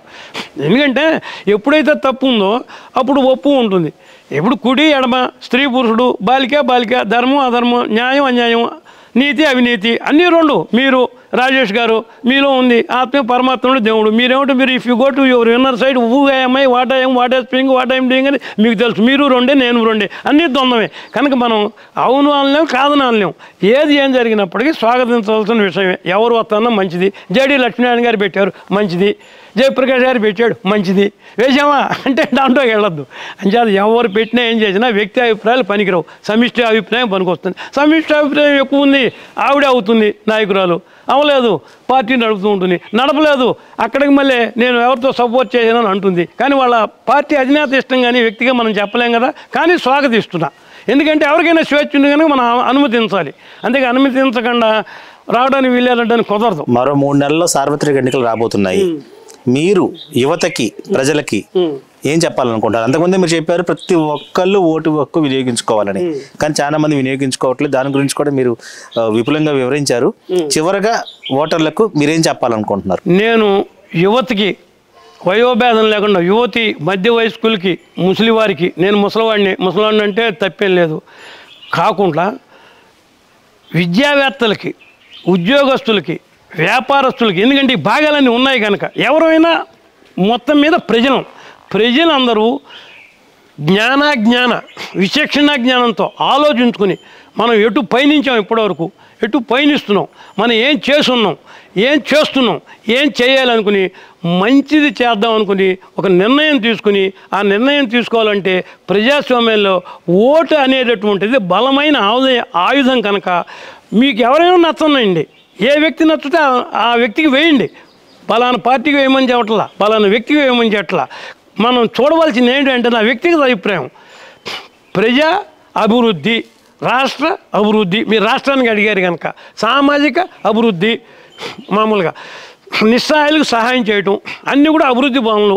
ఏంటి, ఎవరైతే మంచి చేస్తారో, ఏ పార్టీ అయితే మంచి చేస్తుందో, ఇప్పుడు అన్ని పార్టీలను చూసాం కనుక, పుట్టిన పార్టీలు, కొత్తగా వచ్చిన పార్టీలు, పరిపాలనలు అన్నీ చూసాం కనుక ఏది మంచిదో నిర్ణయించుకుని విచక్షణ జ్ఞానంతో ధర్మబద్ధంగా ఓటు అనేది మానకుండా ప్రతి ఒక్కళ్ళు స్వచ్ఛందంగా వచ్చి డబ్బు తీసుకోకుండా, క్షమించాలి ఇది అన్నందుకు, బిర్యానీ బాటిల్ని తీసుకోకుండా, మందు బాటిల్ తీసుకోకుండా, 2000 డబ్బులు తీసుకోకుండా, ఎవరన్నా బిర్యానీ బాటిల్, మందు బాటిల్ డబ్బు తీసుకోవడానికి వస్తే, నాయన మాకు అక్కలేదు, మీకు నమస్కారం, మేము ఓటు వేస్తాం ఎవరికంటే మాకు నచ్చిన వాళ్ళకి, మమ్మల్ని మా ఇంట్లో దయ ఉంచి క్షమించి వదిలిపెట్టిందని చెప్పి ప్రతి ఒక్కరు వచ్చి అభివృద్ధి కోసం, శాంతి కోసం, సకల సౌకర్యం కోసం, రాష్ట్ర క్షేమం కోసం ప్రతి ఒక్కళ్ళు వచ్చి ఓటు వేయాలని నా యొక్క ప్రార్థన, విన్నపం.